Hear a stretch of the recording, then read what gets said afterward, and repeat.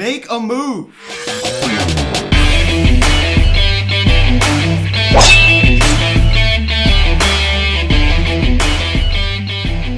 Yo, what is going on, everybody? Welcome to the Phillies Hot Stove Videocast. And today we're going to be having our 8th weekly update of the offseason, as we're going to be talking about some Phillies news, some around baseball news. Now, guys, before getting this video, please subscribe if you have not yet. Please turn on the notification bell. Please like this video, comment on this video, share this video, and let's get into this. Now, not a lot of news to cover this week. It was a very, very dry week. The Phillies have not done anything. It is December the 20th, and they have still yet to go out and, get some, considerable help in this bullpen to help improve it. The BCIB is still out in the market. Didi Gregorius is still out in the market. We have not done anything to help this team get better. It's really, really disappointing. The only good move that we have made this offseason is bringing in a very experienced guy to man our front office in Dave Gombrowski. And I'm going to give him a pass. I hear a lot of people, complaining about Dave Gombrowski. And I understand that. I really wanted to make a move. I'm getting tired of waiting around and, for him to make a move. I understand that. But he's still getting to know our front office, right? He's still starting to know the people. He's starting to see how this organization is run. He said it's going to be a little bit of a process. He's going to decide if we need a GM or not. Does he want a GM or does he just want to run both shows? So, we got to be patient here. There's a certain level of patience that comes with this, with getting a new guy to man the front office.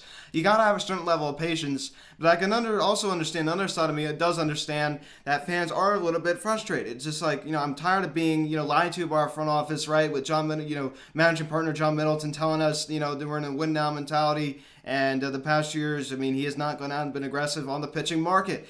And, Baseball Ross Sean was on here the other day, and we were talking about, how to help this team. And, of course, it all starts with the pitching, the Phillies' biggest weakness. And we want to get guys whose best days are ahead of them. Now, it's hard to go out in there and say, well, we know that this guy in 2 years is going to, make the all-star team. This guy is amazing. It's hard to go out there, and pinpoint, who's good and who's not, right? It's a lot harder than it seems, right? It's not easy. It's not easy. I understand that. Because, that's what a lot of it is luck in some ways. A lot of it's just getting the right people in there who know how the game works, like Dave Gombrowski, right? I understand you can go out and sign Liam Hendricks, sign Blake Triton, sign Brad Hand, guys who have already had a lot of success, or you could take some chances on some, some non-tender candidates like, Sean was talking about. So, I think that might be the route to take, but I want to spend the money. I'm tired of taking these cheap options. If we go out and sign some non-tender, people that were non-tendered, out of the bullpen, it's kind of just and then they don't work out. It's going to be a, cheapy, right? He's went out. He's not going to spend the big wallet. He's not going to open up his wallet and, spend it on, a lot of, he's not going to spend his money, right? He's not going to spend it on, guys he should be spending on, like Brad Hand, Blake Triton, Liam Hendricks. He's just spending it on cheap options, right? And so just to help himself out. So I want to open up this video with a little bit of a discussion. I want to talk about former Phillies, I'm going to say he's a bench player, right? He was kind of a platoon guy who could play around the diamond. Apparently he was an infield around second base.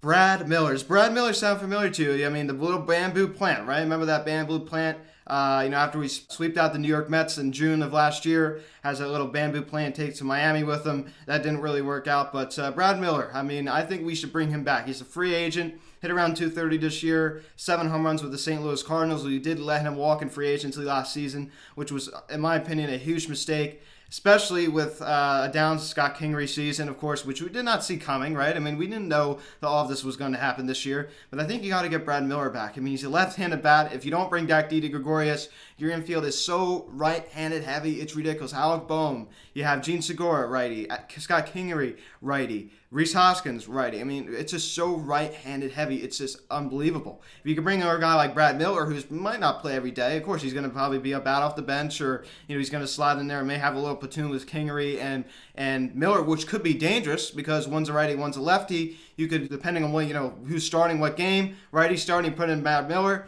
Lefty starting, you put in Scott Kingery. I think that would not be a bad platoon, especially if Kingery could step his game up a little bit. You have Brad Miller, a guy who could hit for some power, as I said, hit 30 home runs with the Rays in 2016. I think bringing him back would be amazing. Remember at the end of September last year, he was going off, right? Hitting all these home runs. And the final game of the season, in a 2-home run game. It was unbelievable. He was just so disappointed to see the season end because he was just really turning it on at the end of the season. So I think bringing back Brad Miller would be a huge asset for this Phillies team, especially, as I said, if you did not bring back Didi Gregorius, he'd be the only lefty bat, option in the infield, really, pretty much. I mean, right? I mean, I think bringing back Brad Miller definitely needs to be a priority this offseason. Will it happen? I'm not sure. I mean, I'm just kind of trying to come up with a little bit of a discussion here, something that can improve the Phillies. Even if we bring back Didi, I think signing Brad Miller, because I'm honestly not thrilled with the development of Scott Keuring. Of course, you go out there and hit 150, I'm not really going to be too happy about it, right? So I think bringing in a guy like Brad Miller could help that. I really do. I think help balance out our infield and our lineup for that matter. I'm not worried about the outfield. We got Bryce in right field, who's lefty, of course. Adam Hazley, who could slide into center field. As I said, I'm going to make a video this week talking about the Phillies center fielder problem. Who's going to be the starting center fielder in 2021. I'm making a video about that this week to kind of dive into that a little bit more about what I think is going to happen. So Phillies, please bring back Brad Miller. I would love to see that. The bamboo plant guy. He did an amazing job here. Super underrated player, as I said, to help balance out this infield. We definitely need another lefty, of course. Didi Gregorius, I'd love to get him back. I think we could get both, right? I mean, that would be great. I mean, I understand we're having, financial problems. Every team lost money in 2020, so you can't really make that excuse, of course. I understand every team lost money. You got to still go out there and try to win, right? So also what happened this week, another move that happened is the Phillies signed former All-Star Nathiel Felice on a minor league contract with an invite to spring training. Yes, he was an All-Star. Spent some time with the Texas Rangers. This is a guy who strikes me as his best days are behind him. I opened up this video talking about, once again, with baseball guy Sean. I said, I'm so tired of us signing these players who are past their prime. I don't know if you're going to remember. I want to bring up something. This past season, the Phillies reportedly showed some interest in former pitcher, I used to play for the Phillies too, Vance Warley, who hasn't pitched since 2017. They showed interest in Vance Warley and bringing him back to the bullpen. I mean, seriously, man, I didn't have a problem with Vance Warley. I remember him. I believe he went to the Pirates after he left us. But how in the world do you think these guys are going to help our team? They're washed up and they're past their prime. So what makes you think that? It's just cheap. It's just cheap. And you have the owner saying, talking a big game, goes out and signs Bryce Harper, but he's not willing to spend his big money. He talks about stupid money and, being a little bit stupid about it, kind of pumping himself up a little bit. When it really comes down to it, when it really comes down to making the hard decisions, he's not willing to make those tough decisions. And he just kind of chickens out, in my opinion. I'm not saying this is a bad signing, taking a chance on, a guy who, in my opinion, as I said, and I think everybody would agree, and it's kind of a fact, he's past his prime. His best days are behind him. You sign him on a minor league deal. This is a low-risk, high-reward type of signing. If he doesn't work out, big deal. I mean, you don't really have to pay him that much. If he works out, then great, because you got him at a pretty good price. So I don't have a problem with this signing, but I'm tired of the Phillies not doing anything. And once again, I understand I'm being patient. There's a certain level of patience that comes with hiring a new person in the front office, a new GM, a new president of that matter. There's a certain level of patience that comes with that, and I do trust Dave Gombrowski. And as I said, he's still adjusting into this new role with the Philadelphia Phillies as the next president of baseball operations. I understand that. And he's still getting used to it. So he's still starting to get the ins and outs of the organization, how it's run, and how the fans are, of course, which doesn't really impact the day-to-day operations. I mean, the fans do put a certain amount of pressure on the front office, the organization, to go out and make some moves, of course. But he's starting to understand how this organization is going to be run. But another topic I'm going to bring up, and I'm going to make a video about it this week. As I said, I just want to kind of talk about it a little bit on here, is the Phillies are showing some interest in free agent center fielder Jackie Bradley Jr., according to multiple reports. Jackie Bradley Jr., a premier defender, one of the best defending center fielders in all of baseball, hits the free agent market. He's a nice lefty bat, and that's the thing. Not the best offensive player. He does not at all put up good offensive numbers. He's not the best offensive player, but his defense is very, very good. And Adam Hazley, you see his boneheaded decisions in the outfield this past season. Remember in New York in September when that fly ball was hit to center field, totally lost it in the sun. The sunglasses or something. I don't know what happened there. Goes right behind him. He has to run all the way to the wall and retrieve it, get it in. What a joke that was. I understand everybody makes mistakes, but he made some bad plays out there in the outfield. I think adding a guy like Jackie Bradley Jr. would provide a lot of speed in that position. And you got Andrew McCutchen in left field, who, is getting older. He doesn't have, the speed that he once had is not there. Andrew McCutchen is still a very, very fast player, but he's getting older. He had an ACL injury, right? So that's a huge red flag. He's probably not going to, he's definitely not as fast as he used to be during his days with the Pittsburgh Pirates when he won the Most Valuable Player Award in 2013. You got Bryce Harper in right field, who is pretty fast. Once again, he's 28 years old. He's almost a 10-year veteran, which is just unbelievable. Only 28, he's a 10-year veteran. Adding Jackie Bradley Jr. would provide a lot of range in the outfield. It really would help our defense, and this would be a huge addition. And Not to mention, he knows our president of baseball operations, Dave Gombrowski, right? I mean, he knows him. He was with him when he was with the Boston Red Sox, so they know each other very, very well. It's like a match made in heaven. It's almost like when the Phillies went out last offseason and brought over Didi Gregorius, because Didi Gregorius knows Joe Girardi. So, I mean, this would be a good move for the Phillies, I think. You know, don't overpay. Again, I'm not in love with his offensive numbers at all. I do not like his offensive numbers, but his defensive numbers are very, very good. He's one of the best defending center fielders in all of baseball, and he provided a lot of range out in center field. And he definitely would be an upgrade defensively over Adam Hazley, who is not the best defender, of course. So I think this could help the development of Adam Hazley. I do think that Adam Hazley will eventually be our everyday center fielder. He was the 2017 draft pick for the Phils, but bring him on a 1 or 2 year deal.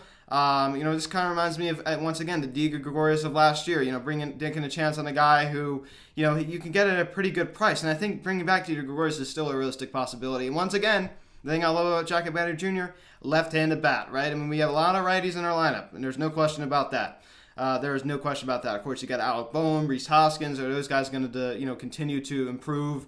I'm looking for a much better improved season out of Rhys Hoskins. I'm looking for a much better, Alec Boehm, I just want him to continue to just keep doing Alec Boehm things, right? I mean, Anthony Rendon Jr., as I keep calling him. I mean, you know, I want him to improve, but I mean, he's just so good. I mean, I just want to keep continuing what he's doing, right? And going back to Bryce Harper, one thing I've really just found interesting about Bryce Harper is he's almost a 10-year veteran, right? As I keep saying, and this guy is 28 years of age. Bryce Harper, 28 years of age. He's a 10-year veteran almost. I mean, that is just incredible. 28 years old. He is almost a 10-year veteran. That's something that should really just jump out and say, wow. It just goes to show you how young Bryce Harper is. I mean, some guys don't even make it to the majors when they're 28 years old. So it's just really just incredible. Guys almost been in the league for 10 years. Just incredible. Also, this is so incredible. And a little bit of news this week. I mean, so for some channel news, I had a debate with fellow guest John yesterday about whether Bryce Harper's overrated or not. I took the side that he was not overrated. John took the side that he was overrated. So go check out that video, Is Bryce Harper Overrated debate. It was the first debate on my show. I really enjoyed it, so I would really appreciate if you went to go check that out. And I went to Citizens Bank Park yesterday to buy some merchandise. New jersey will be added to the rotation after Christmas. I'm not going to reveal what it is. It is a vintage jersey. It's a jersey that's no longer made. You can no longer, find it on. It's not like the throwback jerseys, the retro ones, right? Like the baby blue, the maroon pinstripe, the all maroon one. This not the Saturday Night Special, things like that. This is a jersey that is no longer made. It was worn probably about 10, 15 years ago. It's no longer made. You have to go out and just buy a used one, or one that's been restored and new with the tag still on it. And it will be added to the rotation. And I'm gonna wear it. Once again, it's going to be added after the red scarlet jersey. Of course, I have a rotation of my jerseys. I don't know if you guys pick up on that. The home jersey, the road jersey, the cream jersey, the baby blue, all maroon pinstripe, and red scarlet. So this is going to be added after the red scarlet one. So that will make it 8 jerseys. So I'm really looking forward to that. So after Christmas, ladies and gentlemen, bought a hat to match this jersey. I'm super stoked to reveal it. So guys, thank you so much for watching this video. Please subscribe if you have not yet. Please turn on the notification bell. Please like this video, comment on this video, share this video. Check out the social media link in the description section at Phillies Hot of Instagram or Hard for next Instagram. Card text 267-225-3392. Email me, phillieshotstuff@gmail.com. Thank you guys so much for watching this video. Video coming this week addressing the Phillies center fielder problem. And I'm going to be having a guest come on next Saturday and the weekly update. The final video of 2020 will be a week from today. So guys, thanks so much for watching. I'm Luke, and I'll talk to y'all later. I'll see you guys.